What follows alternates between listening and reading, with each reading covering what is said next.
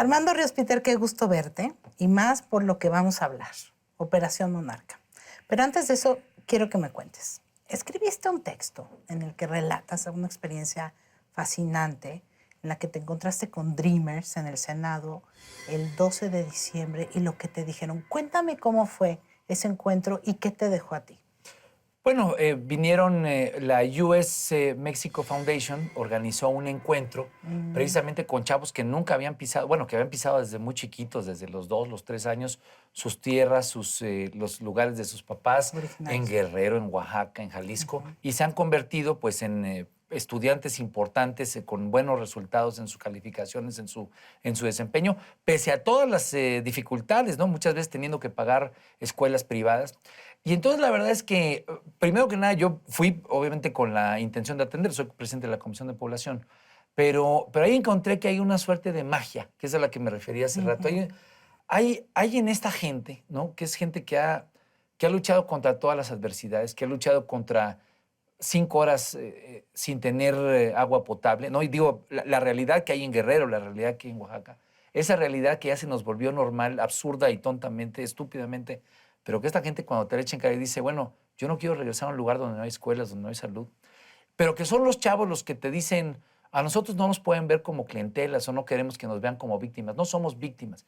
Y esa frase, que es la que puse, me mató, porque ese es el gran aprendizaje que tú puedes encontrar en un ser humano que dice, a mí no me ves como víctima. Y esa gran distancia, cuando hablamos de las pesadumbres que tenemos aquí, encontrar en chavos de 17 años, de 20 años, que están con todo el futuro por delante, pero con todo el valor por delante y con toda la capacidad de echar energía y de valor, pues la verdad es que te enseña muchas veces lo chiquito que se vuelve uno cuando no ve esas capacidades que están ahí, que solamente hay que articular y que pues, estoy convencido que nuestra gente migrante hoy, especialmente frente a este discurso de odio que está instalado, pues está echada para adelante. Operación Monarca, ¿de qué va? ¿Cómo se te ocurrió? Digamos, no tenía yo claro este mapa difícil donde los jóvenes te decían, es que si yo regreso a México, ¿yo regreso a qué? ¿Qué es lo que voy a hacer?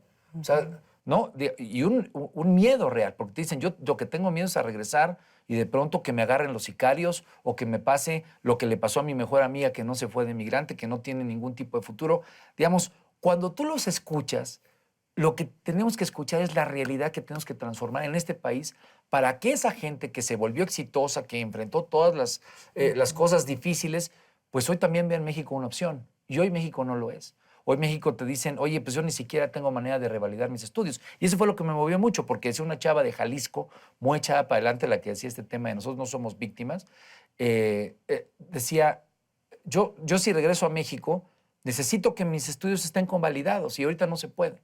Bueno, entonces tenemos una condición donde frente a tal vez 1 millón de deportados que pudiéramos tener, y entendamos el capital humano del que estamos hablando. Jóvenes, en este caso es 1 millón, pero pueden ser hasta 3 si consideramos a todos entre papás, mamás, 3 millones que son los que Trump tiene pensado sacar en los próximos 2 años. Y que de repente México no aproveche ese potencial y que de repente se nos disperse y que los coopte el crimen organizado y que de repente no tengan capacidad de desarrollarse, pues es perder una enorme oportunidad de capital humano para México y obviamente para lo que son ellos. Entonces me fui de volada el lunes 12, aproveché que era el Día de la Virgen y hubo como que varias reuniones, pues es un evento que es muy significativo en términos de la nacionalidad mexicana, sigue siéndolo. Y bueno, tuve reuniones ahí con iglesias, tuve reuniones con organizaciones de derechos humanos, con políticos, con autoridades. ¿Reuniones dónde? En Los Ángeles. Encontré un reclamo durísimo, que es muy canijo recibirlo, porque te dice, ¿usted qué chingados viene aquí? A ofrecerme qué hacer, sí, qué. Le digo, no, bueno, pues soy senador de Guerrero, estoy preocupado por esto, pero nunca han venido. El presidente Peña Nieto recibió a Trump. Digo, cosas así que te pegan en la cara, muy enojados, muy molestos y obviamente muy enojados porque saben el tipo de realidad que abandonaron y el tipo de realidad que se representa y lo que la política representa en el país y el tipo de lo que significa la corrupción, lo que significa la impunidad que representan los políticos. Entonces, un contacto muy duro, pero creo que fue una buena semilla porque eso nos permitió regresar y fue muy interesante porque conforme iba yo entrando al pleno del Senado, tuvimos sesión de trabajo, hablé con el senador de Jalisco, el senador Jesús Casillas, y le platiqué esto. Me dice, oye, yo quiero ir. Él es del PRI. Me dice, yo quiero ir. Le platiqué básicamente lo que estoy comentando. Le digo, están muy molestos, etc. Me dice, yo quiero ir porque hay chorro de gente de Jalisco.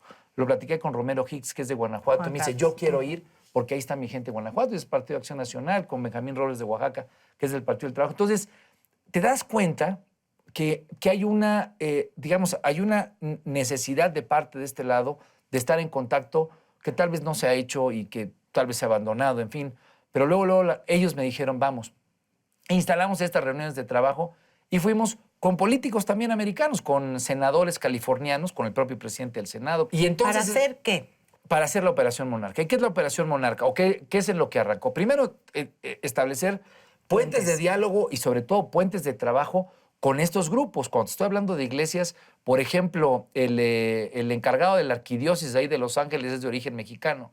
Los senadores, hay 27 senadores de California, de ciento y tantos que tienen origen latino y básicamente es origen hispano. El presidente del Senado de California tiene origen hispano, tiene origen mexicano prácticamente.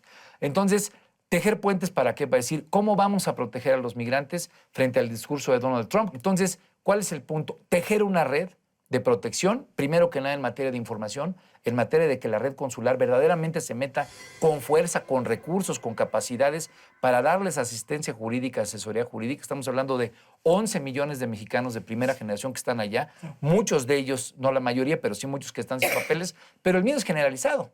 Entonces, mandar una señal de que no están solos. Y sobre todo también mandar una señal a Washington de que ese tipo de discurso tiene aliados de aquel lado y de este lado, que vamos a luchar en contra de eso en favor de los migrantes. Y segundo, el tema de las escuelas, ya con Romero Hicks, que es el presidente de la comisión, empezar a ver cómo garantizar que con una condición de emergencia pues podamos legislar para que sean asimilables esos estudios. Eso tiene que ser una política de Estado. Claro, y el Senado tiene todo que ver. Bueno, pues tenemos la política internacional como una responsabilidad, pero tenemos a muchos actores que tienen muchas fibras. Gabriela Cuevas, por ejemplo, que hoy empezó ya a sumarse en los trabajos, la senadora Lucero, que es compañera nuestra, que es de Puebla, que es del PRI.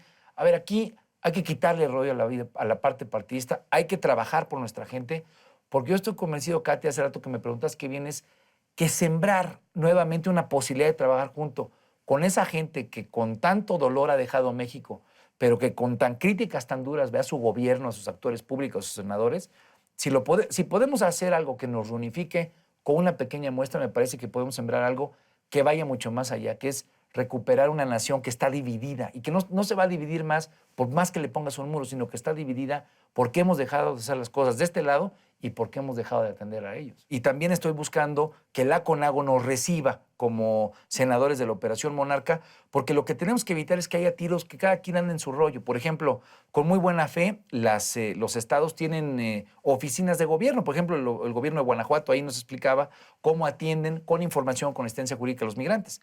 Otros, como la de Zacatecas, lo hacen. Otros no lo hacen porque tienen otros programas. Pero hay que hacer, yo creo que todo el agua se vaya por el mismo surco. O sea, hacer una política de Estado para apoyar esta emergencia. Y que se vea que todos estamos, que está la CONAGO, que está el Senado, que está, digamos... El gobierno. Inclusive, por ahí andaba un representante de Tepic, del presidente municipal de Tepic, que tiene una oficina de atención a migrantes. Pues esos también, o sea, somos un país muy grande y tenemos una diáspora enorme. Entonces... Y también hay una amenaza terrible y enorme, ¿no? O sea, la amenaza de Trump es una amenaza real. Este tipo viene realmente a atacar porque pues, el único lugar donde ha visto que no hay resistencia es respecto a México. Entonces, hay que cerrar filas y hay que dejar claro que la gente no está sola y que tenemos instrumentos para articular. Hay que hablar con Videgaray, con José Antonio Meade para que nos ayuden a incrementar la base presupuestal inmediata y eso no tiene, digamos, no puede ser parte de ningún recorte, eso es absurdo. Necesitamos meternos como Estado porque ahí está en juego mucha de nuestra nacionalidad y mucho de nuestro futuro. Y sirve que aprendemos de ellos. Pues sobre todo te voy a decir 3 cosas que yo comentaba.